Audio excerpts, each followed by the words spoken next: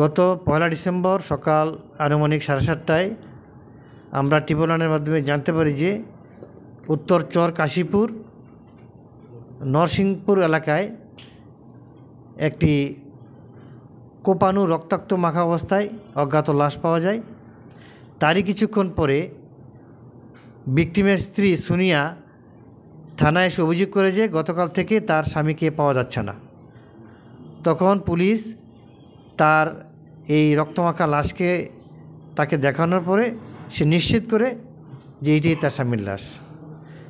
এরই পরিপ্রেক্ষিতে আমাদের ফতুল্লা সার্কেলের যে অতিরিক্ত পুলিশ সুপার তারই নেতৃত্বে আমাদের ফতুল্লা থানার একটি চৌকস টিম তদন্ত শুরু করে প্রযুক্তির সহযোগিতা নিয়ে আমরা এই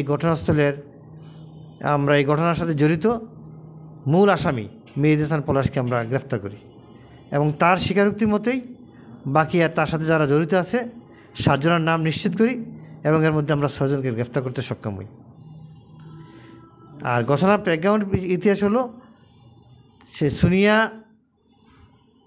যে মেয়ে গান গাইতো তার সে স্বামী ভিকটিম আগের দিন রাতে এখানে সোহেল দেওয়ানের একটা ক্লাব আছে, সেই ক্লাবে 8টার দিকে সোনিয়া এবং তার স্বামী সেখানে যায়।